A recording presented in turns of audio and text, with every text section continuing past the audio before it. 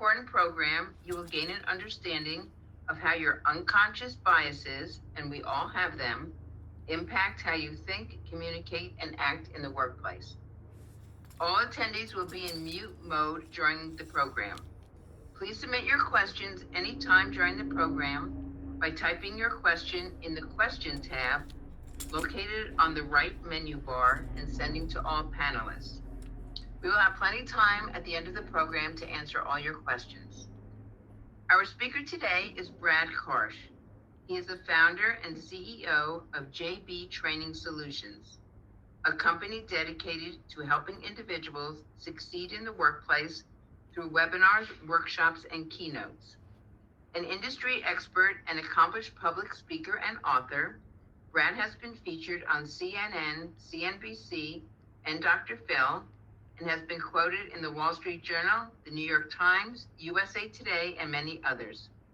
Brad is also the author of 3 business books, including the critically acclaimed Manager 3.0, a millennial's guide to rewriting the rules of management. We hope you enjoyed today's sessions. Please welcome Brad Karsh. Thank you so much, Barb. Good afternoon, everybody. For those of you on the East Coast, for those of you like me in the Midwest and West, good morning. And welcome to today's program all about unconscious bias. So I'm excited to be with you today. I'm calling in today from Chicago, Illinois.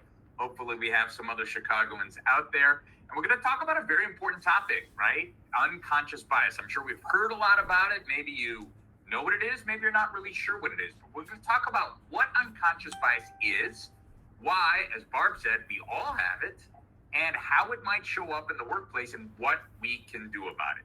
Today's going to be pretty interactive, even though it's a webinar. So there's going to be chances for you to participate.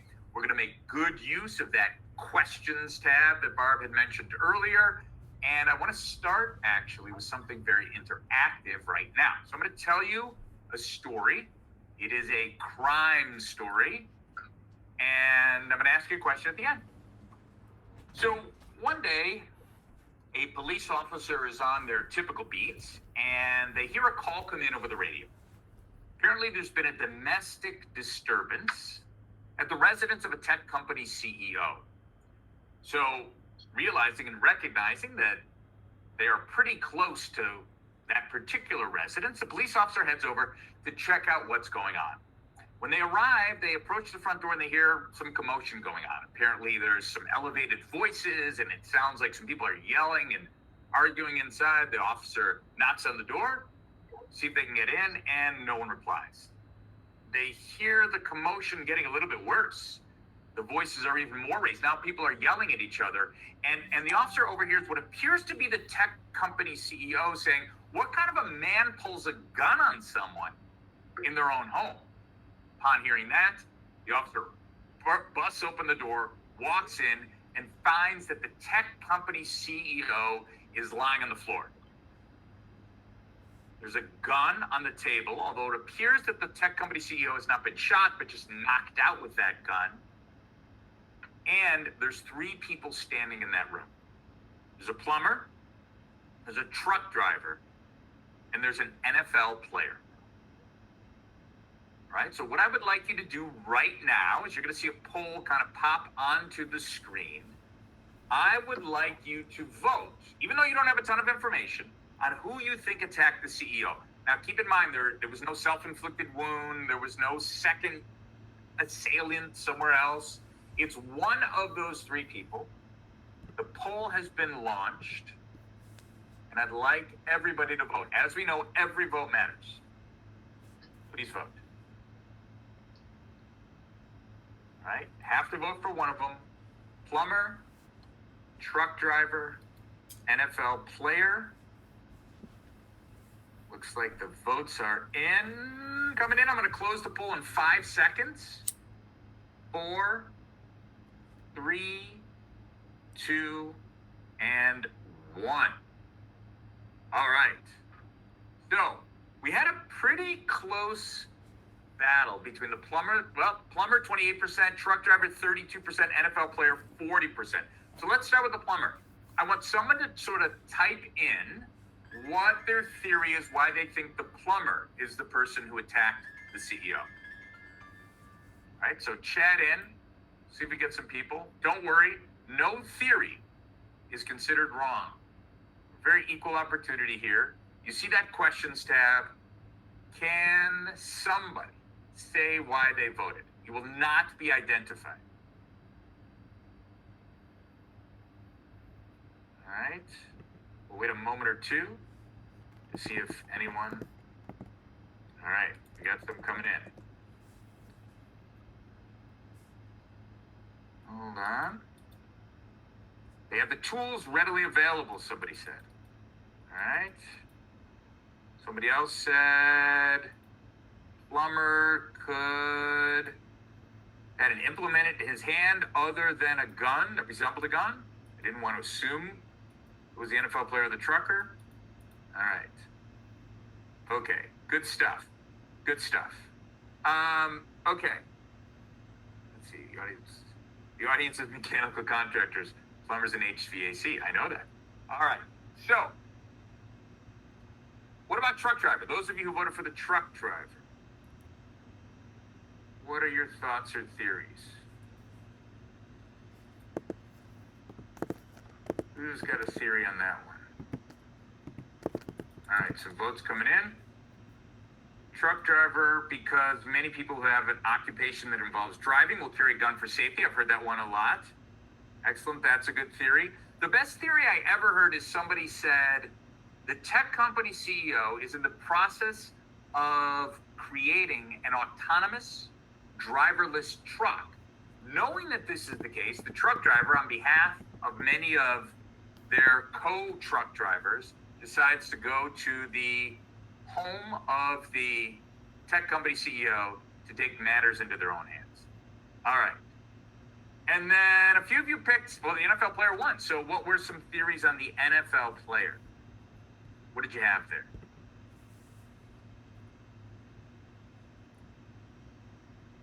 Anybody? I'll tell you what I normally hear. So sometimes what I hear is maybe they've taken some steroids, or maybe this NFL player has some CTE. That's the disease that a lot of NFL players have gotten from construction. All sorts of different theories. All right. Let's see, anyone else? Good. Okay. So now, let me ask you a rhetorical question.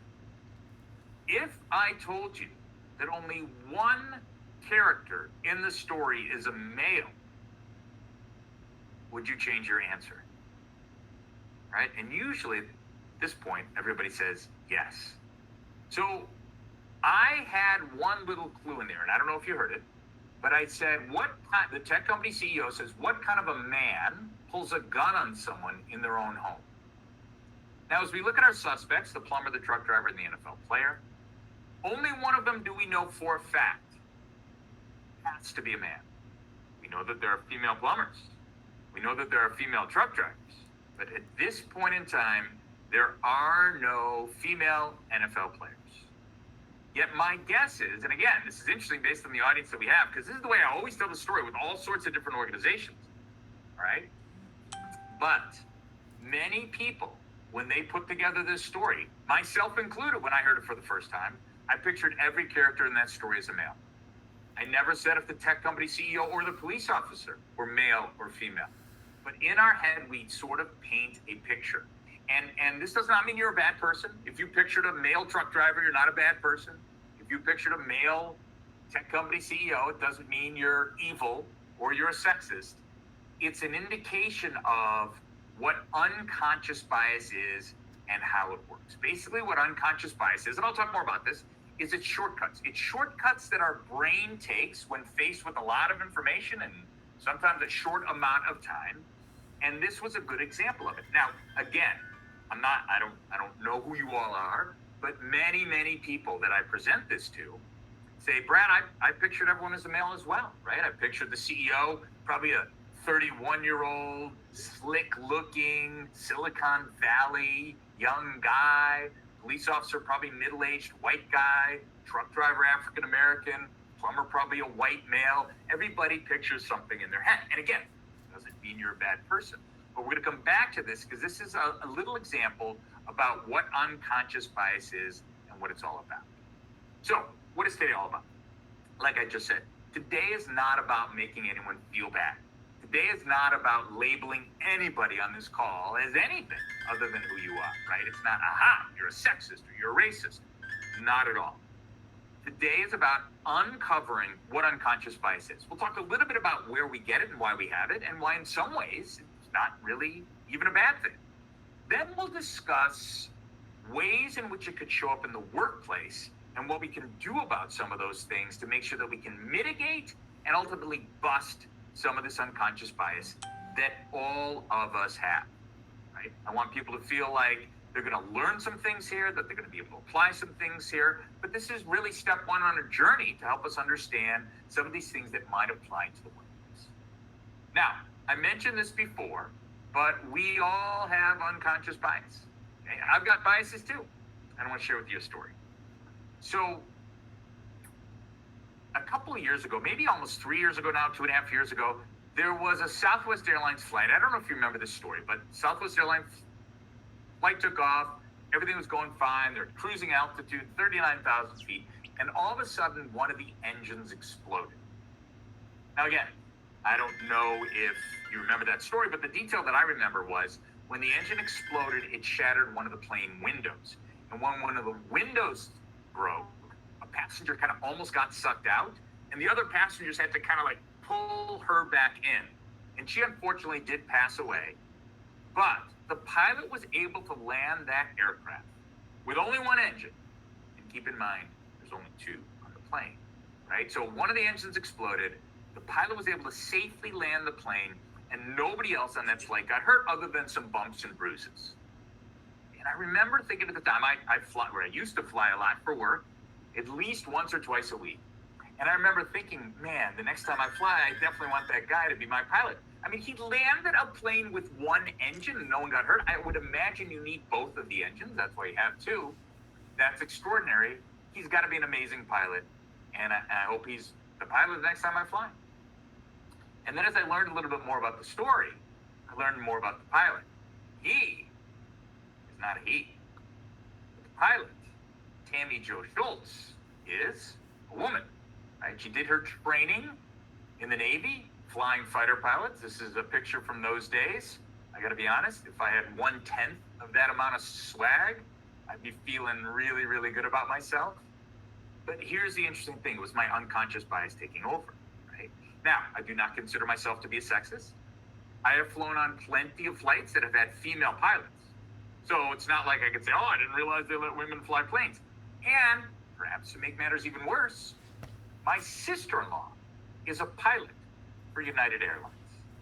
So in my conscious brain, I knew all of that stuff, yet somehow in my head, I pictured a middle-aged, white-haired man flying that plane.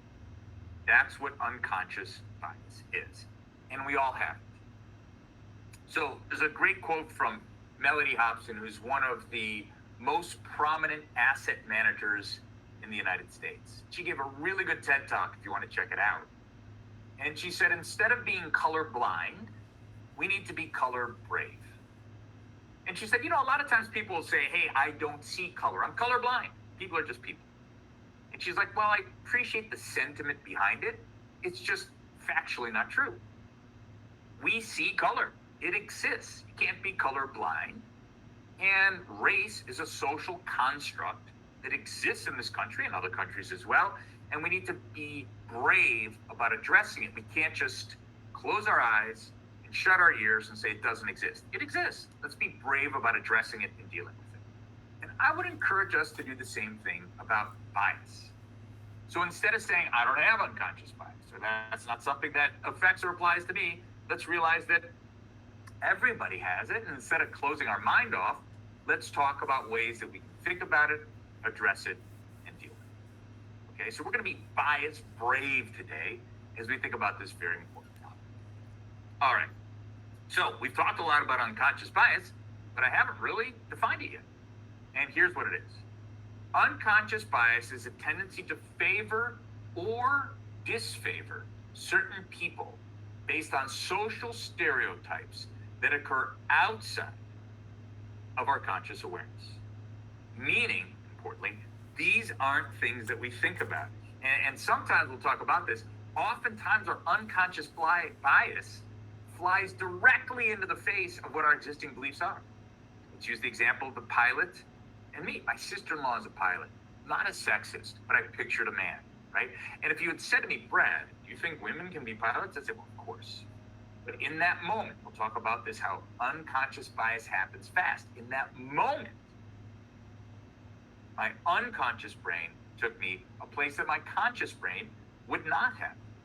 That's unconscious bias. For those of you who are really big word geeks and like word origins or etymology, I think that's the term. Leslie, I know that's you. Bias is a Greek word, and the base for that Greek word means diagonal. So if you think about it, a diagonal is the shortest distance between 2 points. It's a shortcut. And what unconscious bias is, it's a shortcut. It's a shortcut that our unconscious brain takes, okay, to figure things out, because so much is coming into our unconscious brain. Speaking of that, all right, let's talk about why we have unconscious bias. Now, we've all had it, and it's just really a part of our brain function. Our unconscious brain is the part of our brain that tackles the things that we just react to. So if you were walking on the street and all of a sudden a lion appeared, a live lion, your unconscious brain would take over. It would react. Again, for much of our existence, prehistoric times, we had a brain that just focused primarily on our survival. And that meant avoiding danger and finding food, right? So much of our brain developed that way, where it doesn't think, it just acts. So that lion's coming towards us. I know this is a weird story, but the lion comes towards us. What do? We just turn and run, or we bolt, or we go behind a door. We don't stop, pull our phone out, and Google, what do I do when I'm being attacked by a live lion in the middle of the street, right? We just react. And the reason that it is such a big part of reaction is that our unconscious brain deals with a lot of information. So 11 million bits of information are exposed to our brain every single second. And that's a lot, say right now. But the crazy thing that comes into our brain, our unconscious brain handles some of it, and our conscious brain handles some of it. So 11 million comes into the brain. The conscious part of our brain only is able to handle 40 bits per second, which means 10 million and a lot of other hundreds of thousands go to our unconscious brain, meaning a vast majority of what our brain takes in is handled by our unconscious brain. We don't think about it. We couldn't possibly think about it. And most of the way that it comes in is through our eyes. It's things that we see, right? 10 million of the 11 million come in through our eyes. So conscious brain only gets a small amount of what our total brain is getting. And I'll tell you, our unconscious brain takes over more when we are faced with stress, pressure, tight deadlines, ambiguity. Pretty much sounds like your job description every day, doesn't it? That's when our unconscious brain kicks in much more. All right. Now, you might say, how does this thing work? I'm going to give you an example of how this works. And I'm going to show you a paragraph, and I'm going to ask you to read this paragraph. And when you read this paragraph, you will see how your unconscious brain works.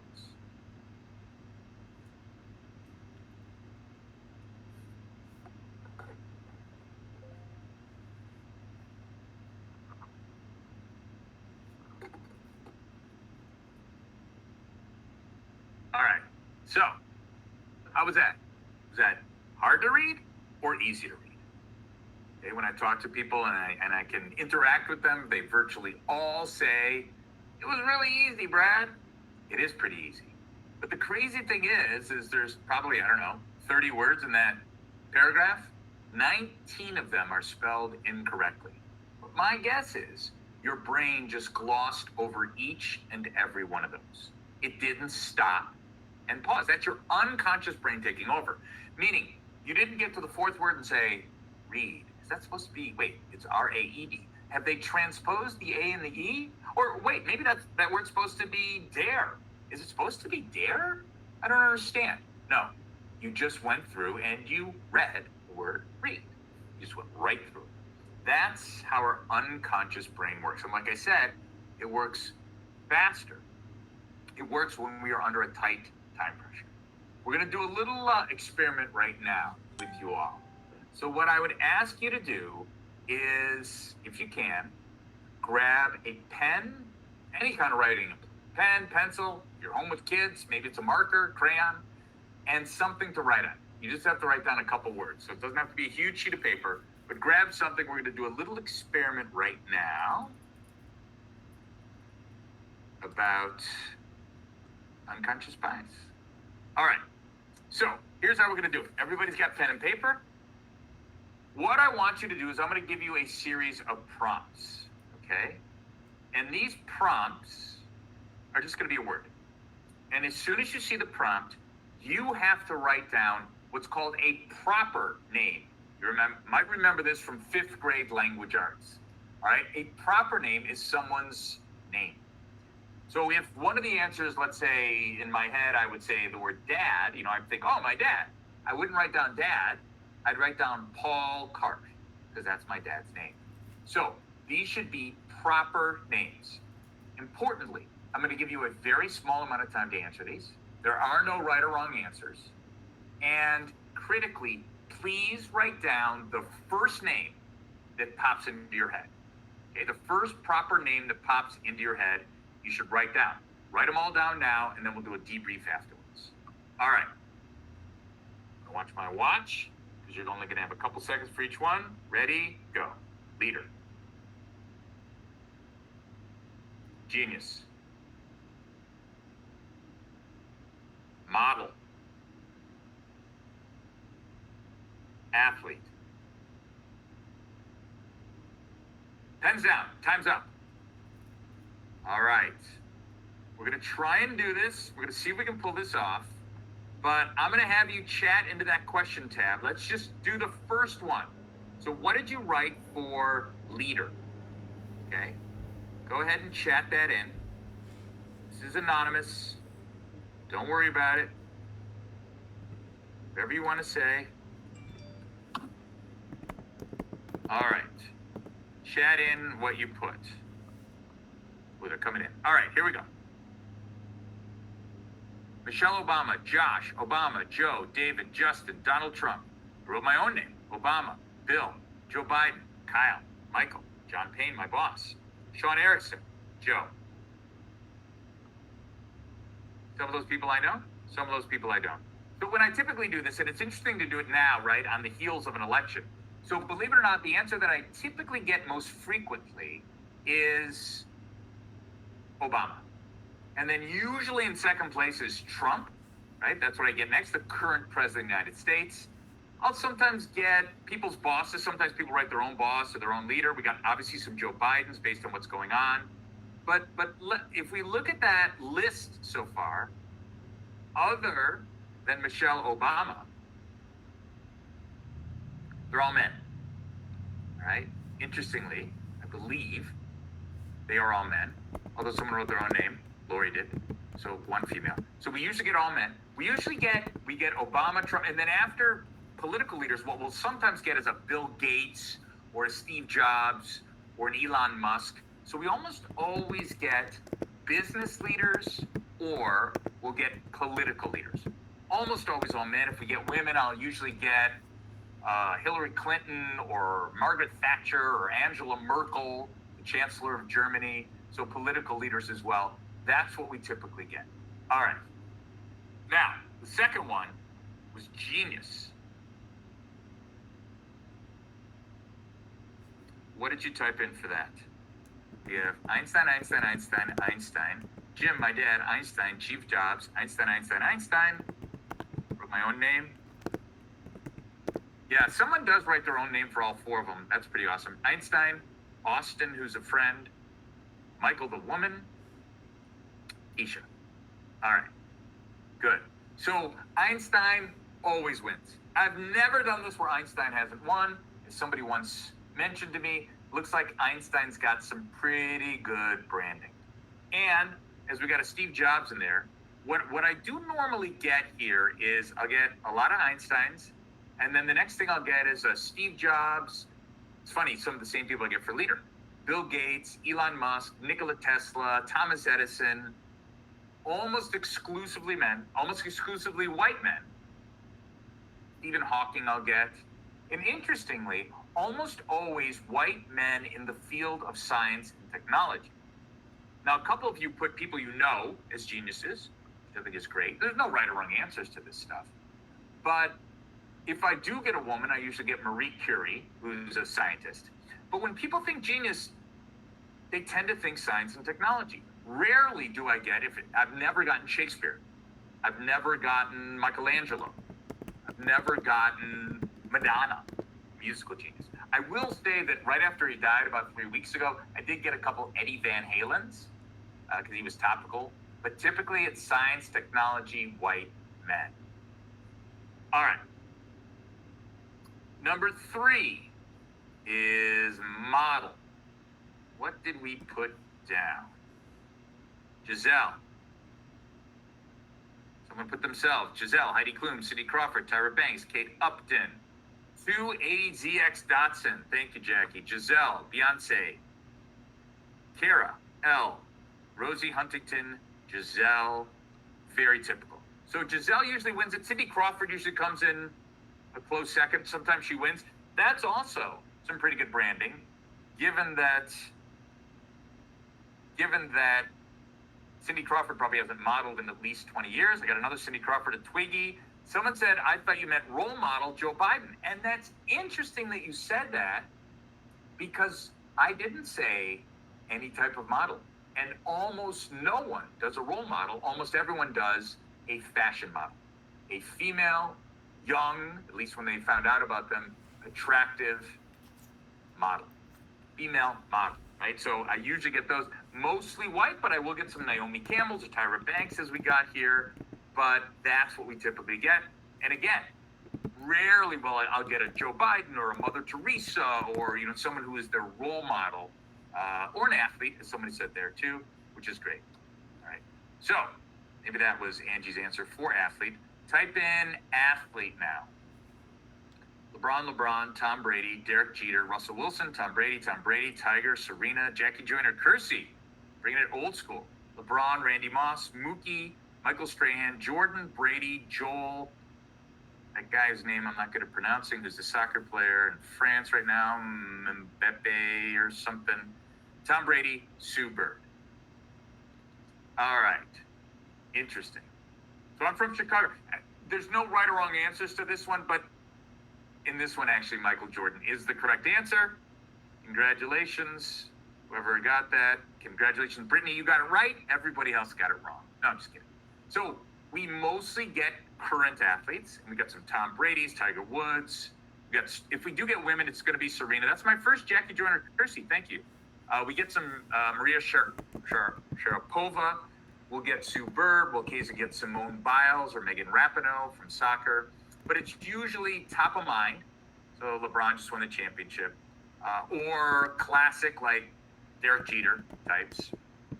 And then sometimes whatever current sport's going on. So we have a little bit more football in the mind. We've got some football players going on there. Interesting. Drew Brees came in late. Thank you for that one. So again, nobody's right, nobody's wrong. It's not good, this is not bad, but it tells us how our unconscious bias work. Isn't it fascinating that, for instance, we had so much consistency on a lot of these, right? We all sort of think some of the same things when it comes to some of these different folks. That's how unconscious bias works. It's fast, it's automatic, it's unintentional. Obviously, if we'd had more time, you might have thought of some very different people, okay? When we sometimes do model, we'll sometimes get some men. The number one male vote getter of all time is Zoolander, followed closely by Fabio. But again, very consistent in terms of some of the themes that we see and what we get over and over and over. So remember, we define unconscious bias as social stereotypes that form outside of our conscious awareness. So the question then becomes, where do we get some of these stereotypes? Where are they from? Well, they're from a few different sources. One is just how we were raised. What our parents might have taught us, the communities we grew up in and lived in. what school was like when we were kids. The second part could be the experiences that we've had. Okay, so let's say I go to Paris on vacation. I have dinner, and the French waiter, is really rude to me. I come back and I'm like, oh, the French are so rude. They had one rude waiter, and now I've indicted 90 million people in the country of France because of one rude waiter. And then a lot of it's based on stuff that we see in the media. And I'll give you an example. So I live in Chicago, and I have a good college buddy of mine from when we were in college. Let's call him Eric, because that's his actual name. All right, so Eric, I've gone to visit Eric. Eric's come to visit me, but he hasn't come to visit me in a while. Right? It's been probably 4 or 5 years, and we would see each other typically more consistent. Last summer, he finally came, and he showed up one night. The next day, we went out for brunch. So I live in the city of Chicago, so there's a bunch of places I can walk to that are 15 minutes away. So we're walking to lunch, beautiful summer day in Chicago in June. And as we're walking, Eric's kind of got this puzzled look on his face, and he's gazing all around him, and he's distracted. He's not listening to what I'm saying. And finally I stop him. I'm like, dude, what's going on? Like, why are you so distracted?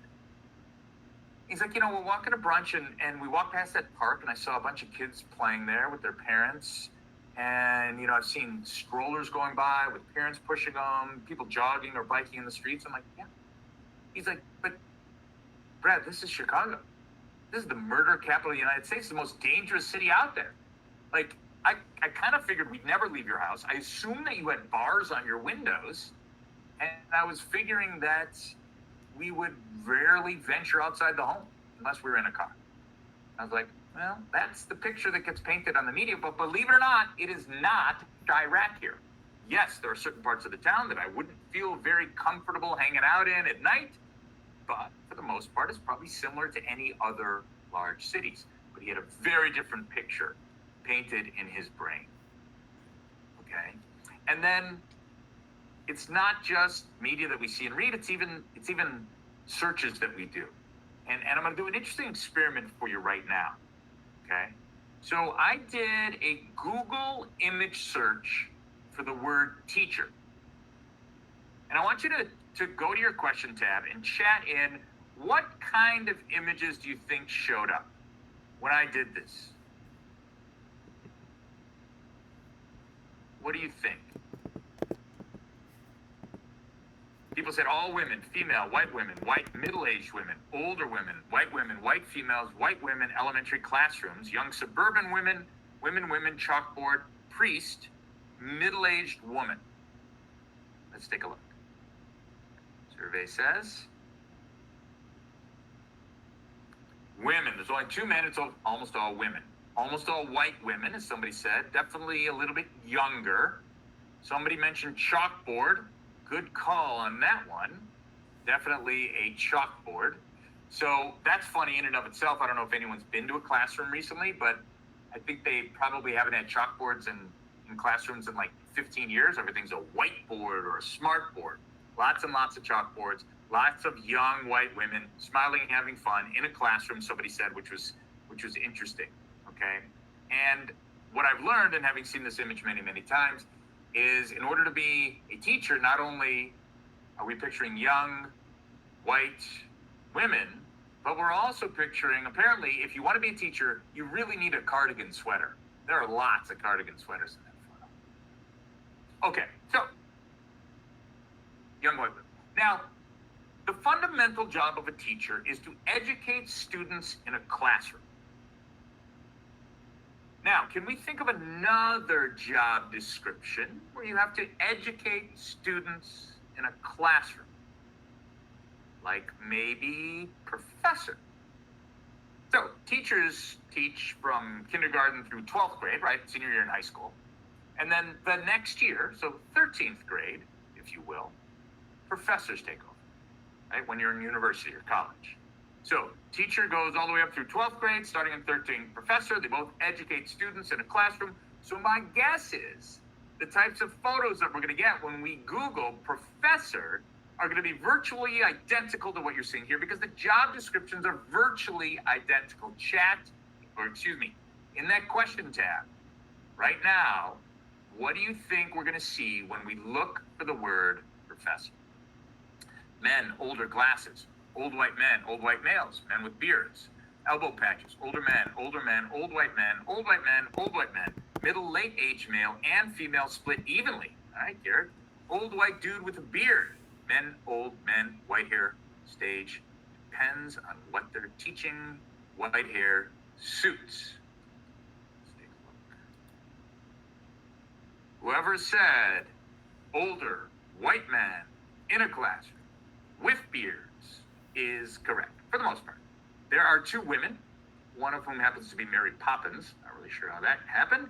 Almost all white, couple people of color, all old white men, all with chalkboard still. And somebody said, Anne said, depends on what they're teaching. Isn't this interesting? Take a look at what they're teaching. In every single photo except for one, what are they teaching? They're teaching math, right? Math and science stuff, engineering, right? Which is, again, fascinating because when you think about all the topics that are taught on a college campus, certainly math, science, engineering is, 10, 15, 20, 20, even 25%, which would probably be high, given all the other things you could learn in college. But according to this, every single image is math, science, engineering, technology, except for one. But we've got some written words out there. Interesting. Now, some of you might say, hey, Brad, there are a lot of younger white female teachers. There are a lot of male professors, but it doesn't tell us the whole story. And I like this quote. It says, and that's the problem with stereotypes. It's not that they're untrue, but they're incomplete. And I think that's particularly relevant given what today's audience is, for the most part, in this class, right? How many times are you pictured, many of you who are women on this call, how many are you, people are like, oh, I would have expected a man, right? So it's not that these things are untrue. There are probably more men than women in your industry, but they're incomplete. They're incomplete. They don't tell the full story.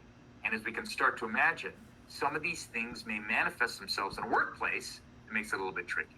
So let's get into that stuff. What does it look like in the workplace? All right. And one of the things is that it affects relationships, who we hang out with, who we spend time with. And people tend to hang out with, we'll talk more about this later, people who are kind of like them. So as a result, they might to get to know them better. As a result, they might decide to mentor them versus someone they don't know. Or they might decide to promote them or move them to a new position or give them the better assignments to work on. And that can lead directly to ways that it affects decision-making, right? Decision-making. Let's think even about the hiring process. If we think about the word CFO, Chief Financial Officer, most of the time what we think about is we picture a middle-aged white man. Okay, so let's say you work at a company and you need to hire a CFO. So you might say, no, we're not. Our conscious brain says, you know what? We're not just going to interview white men. In fact, we're going to interview one white man, one woman, and one person of color. We wanted the first panel of candidates, which is great. Okay, so you interview those people. They all have great, amazing qualifications. And your unconscious, you would never consciously think this. Your unconscious brain, once you do the interview, said, yeah, I like them all. They were all really good. I don't know. There was just something about Gary, the white male. He just seemed to be a better fit for the job. He seemed to fit into our culture better. Something about the other, I don't know what it was, right? Again, this is our unconscious brain, not our conscious brain. Oftentimes, I don't know, they just don't seem to be the right fit is a euphemism for they're just not like me. Unconsciously, we're thinking that, not consciously. And as a result, Gary, the white male, probably gets the job. The other two people who are maybe just as qualified don't end up making the cut, right? Now, I told you the story before about how the black resumes got 50% fewer callbacks than the white resumes, even though the name on each was identical. There's another experiment that was done that I think you'll also find fascinating. They sent legal memos out to a bunch of attorneys at law firms across the country. And they said, hey, we want you to read this memo. These were partners at law firms. This is written by a third-year associate. His name is Thomas Meyer. And we're doing just trying to get feedback on helping associates write better. So can you find out if there are any mistakes and then rate this on a scale of 1 to 5? So they sent a bunch of these. The memos were identical. They sent a bunch of them out to a bunch of different law partners.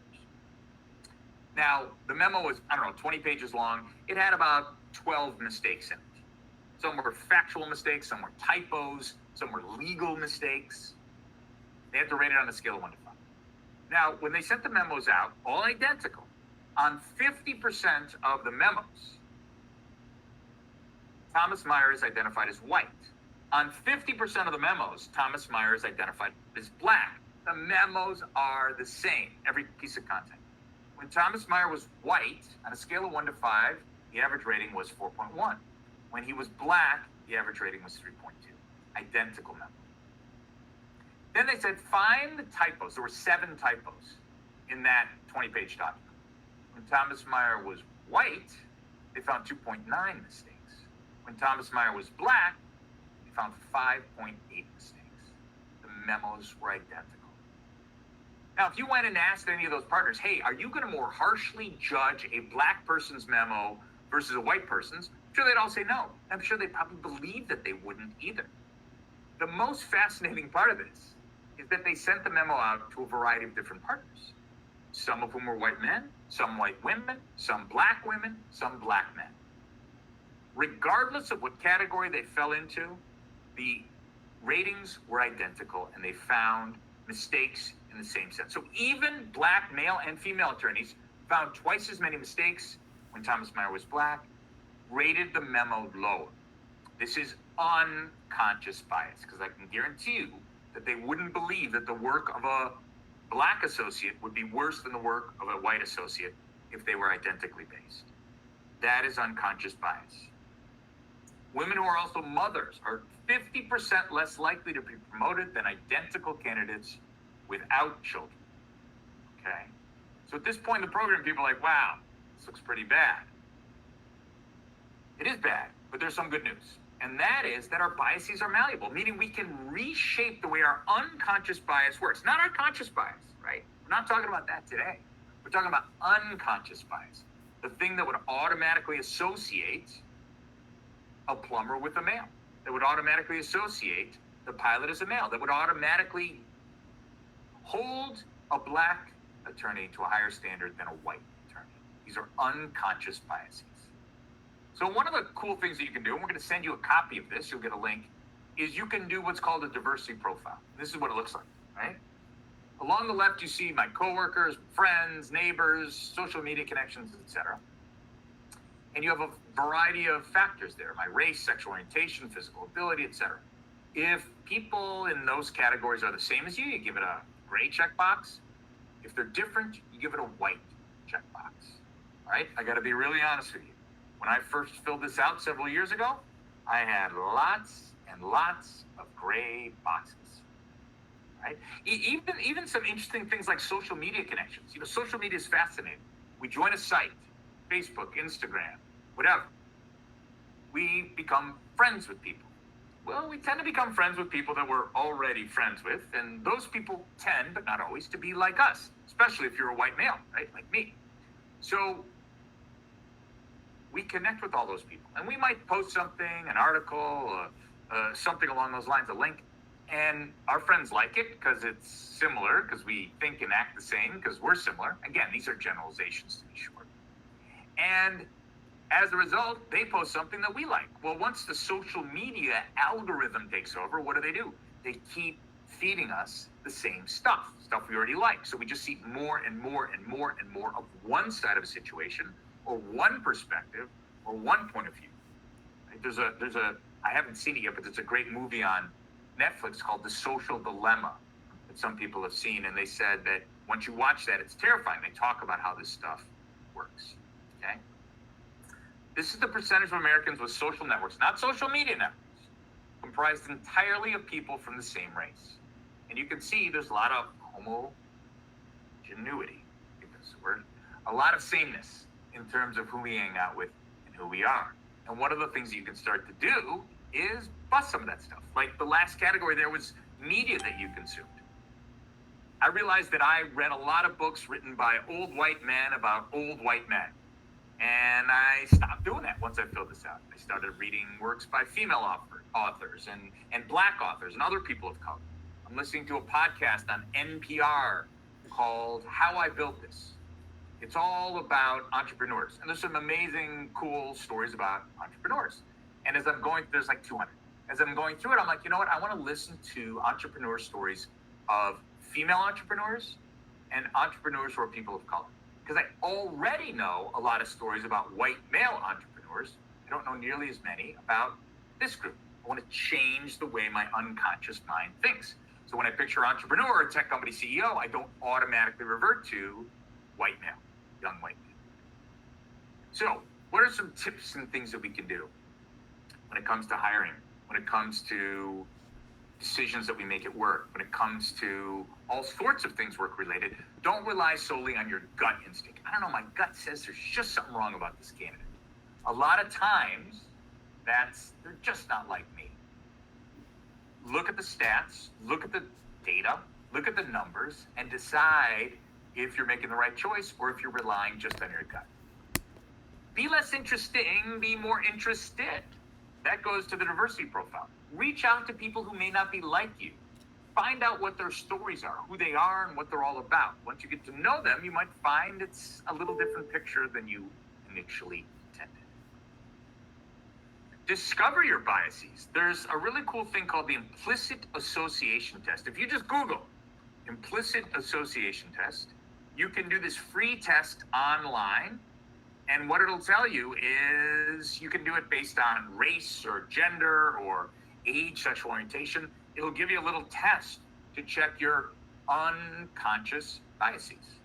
Okay? Could be fun to do.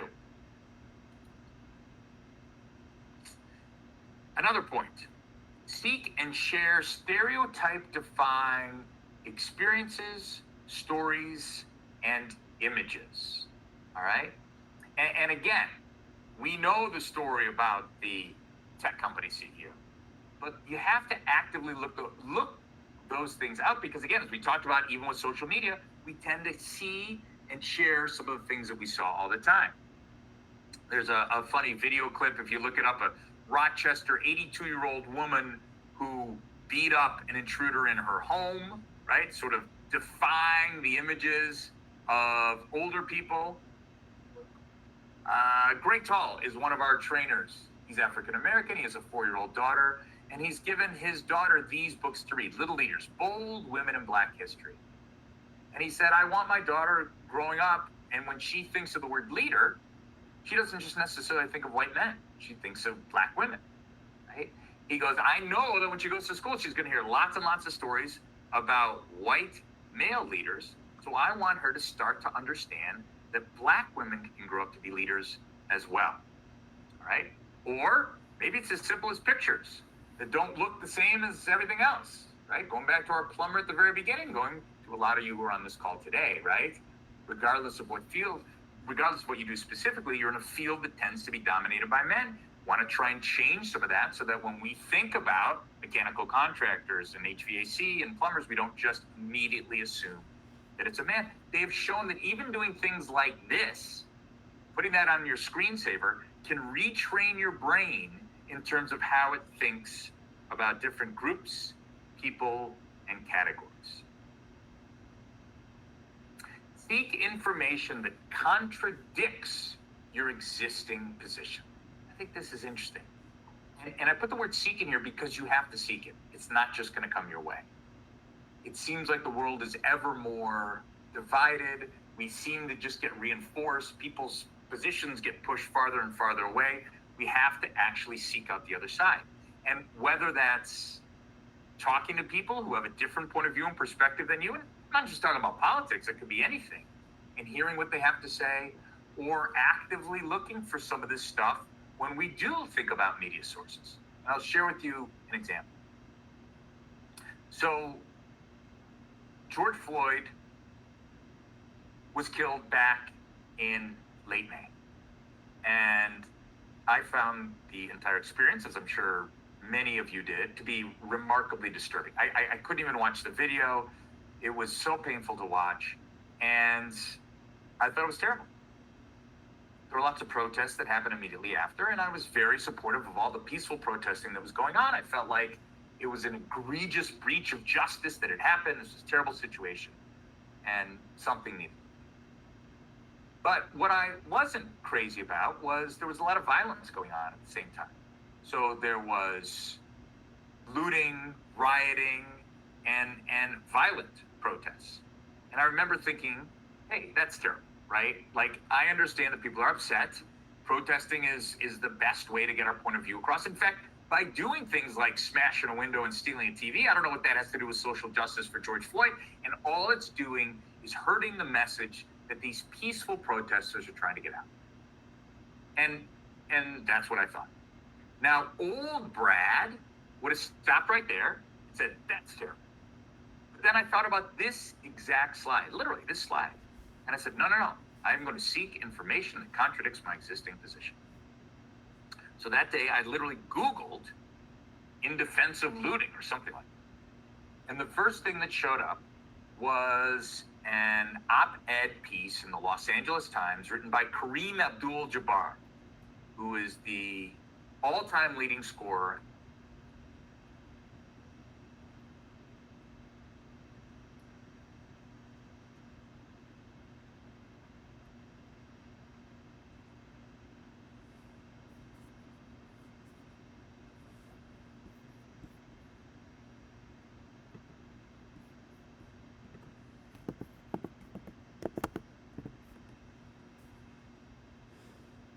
The National Basketball Association. And basically, he explained from his perspective why people were not understanding. Everything okay? I think I lost my audio for a second. I don't know if someone, Barb, are you able to hear me now? You're good. You're back. All right, good. Oh man, what I just said that you missed was the best part. So the point that I wanted to make was, it changed my perspective. I at least understood why some people were doing what they were doing, and I had to seek that information out. Okay. And finally, invest in relationships across lines of difference. When we get to know each other as people, when we understand different perspectives, that person who looks kind of grumpy or looks kind of mean or looks different from you or doesn't look necessarily approachable, instead of drawing some conclusion about who they are and what they're like, get to know them. Find out who they are and what they're all about. And oftentimes when we make those connections, when we really get to know people, we understand that there's maybe more that brings us together than necessarily pulls us apart. All right. So we've talked about a lot today. We talked about where unconscious bias comes from, why we all have it, why it's not necessarily a bad thing, right? Helps us react to different things. But then we talked about how it might manifest or show up in the workplace and how it affects our decisions, how it affects the relationships that we make, and how we all have some level of this unconscious bias in there. And then we discussed some things that we can start to do to break out of some of those pre-existing, if you will, unconscious biases that exist. And what I would love to do now is open it up to you all. So again, you have the questions. And what I'd love to do is read some of those questions. Looks like one is coming in. And do my best to answer them. All right. So someone said, this is all extremely great. How do you even convince people to look into their unconscious biases? Many, from my experience, think that because they are, quote, good people, that they have nothing to improve upon, thinking or in action. You know, that's a great question, and I appreciate you bringing it up. It's hard because oftentimes people equate conscious and unconscious bias as the same thing, right?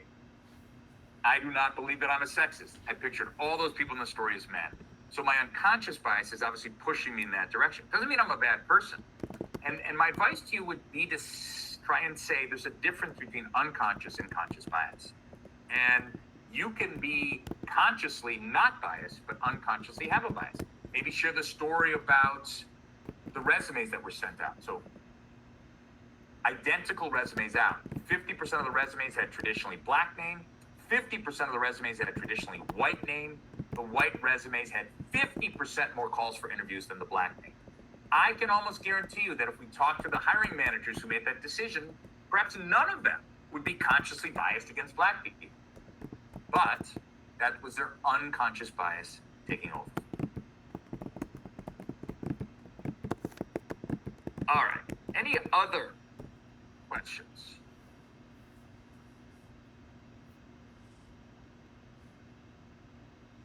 So someone said, how can I differentiate whether someone's bias is conscious or unconscious? A lot of it, I think, is based on what they say. So what they say tends to be some of their conscious biases. Like, oh, the French are so rude, right? That's an unconscious bias. That's not necessarily that's a conscious bias, not necessarily an unconscious bias. And sometimes by politely and deferentially asking people questions like, oh, why do you say that? You can try and get to the root as to whether those are unconscious or conscious biases. Again, if you ask those attorneys reviewing it, hey, would you more harshly rate a black person's memo than a white person's memo? They would all probably say, no, of course I wouldn't. So that is more of an unconscious bias. So is there, somebody said, is there a list of,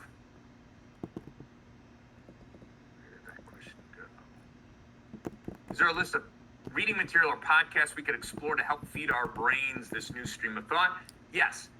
So we're going to send you some materials. We won't send you these exact slides, but we send you notes from the slides, and we'll include a few links of things that you can check out. All right. Somebody says, I craft and submit major proposals for my company. I wonder if our proposals are judged a bit harder because it's signed by me, a woman. Any recommendations to strengthen our position short of putting my boss's name on it? He's a man. You know, that's a tricky one, Lori. I'd hate to see you have to resort to that. But I wonder if there is some unconscious bias. I mean, sometimes there's a conscious bias inversely. Like a lot of times when I see someone in a non-traditional gender-specific role, right? So many people in your industry are men. So when I see women in that industry, my assumption is they're better at their job because they've probably had to work harder to get to where they are. They've had to work, they've had to battle these unconscious and conscious biases to attain the level of success they have. So I always look favorably upon that, but I'm not sure that everybody does. And I say that consciously, but I wonder if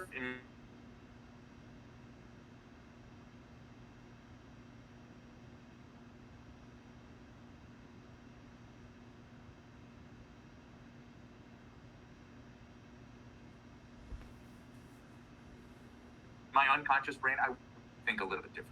So maybe just put your first initial, L, Gauss or whatever. I'm a woman in construction, and slides like the 50% of mothers are less likely to get promoted is something that I worried will affect me in a male-dominated field. Yeah, I mean, I think you're right. That is an unconscious bias you need to be made aware of, but education is the key way to go. So maybe sharing some of the information that you learned on this one, maybe taking some of the resources that we're going to send out, and encouraging people to open up their minds about and not relying solely on their gut instinct. There's no surefire way to do it. And quite honestly, I've delivered this program and met some resistance with some people saying, well, that's ridiculous. We don't have it. So I think you have to sort of go about it on an individual basis. And by doing things like busting some of those myths and unconscious biases yourself. Someone said, is it common that people of color will have unconscious bias towards people of their same race? Or are they still biased towards the white male? I think it depends. And there's no way to make a blanket statement based on people's race. And I think anytime, there's a great book written by Ibram Zendi, X-E-N-D-I, called How to Be an Anti-Racist. And he talks about sexism in that book as well. But anytime you ascribe any label to any group of people, you're in trouble. Because people aren't groups or individuals. So it's tough to say all white people are like this, or all black people are like this, or all men are like this, or all women like this. And he talked about how he was even racist towards he's black, other black people, and racist towards white people, and how he realized that people are individuals, they're not labels. Somebody said, what if the person I try to get to know doesn't want to get to know me? It's hard. You know, there's no easy answer to that one. I always say there's 5 things that can unite almost any 2 people. Okay? One is family, right? You got kids, I got kids. You're the oldest, I'm the oldest. Your parents are in a nursing home, so are mine, right? So this family pet thing. There's sports and entertainment. You like the Bears? I like the Bears. There's food and drink. There's travel, and there's hobbies. And I think if you try, without even having to try too hard, you can find one of those 5 things that can link almost any 2 people. So I would encourage you to work at it, right? If you try 2, 3, 4 times and it's not working, then you have to move on. But if you haven't tried that many times, give it another shot. Well, I want to thank you so much for the questions. I'm going to be very respectful of your time. So we're also going to include an evaluation. We'd love to hear what you have to think. But I'm going to turn it back over to Barb. Thank you so much for your time. Hope you learned a thing or 2 that you can take back to work. Thank you so much, Brad. That was truly very enlightening and really gave us a lot to think about, and we appreciate it. Thanks for everybody for attending today, and look for the email with the resource that Brad has generously sent to all of us, and we look forward to seeing you next time. Thank you, Brad. Thanks.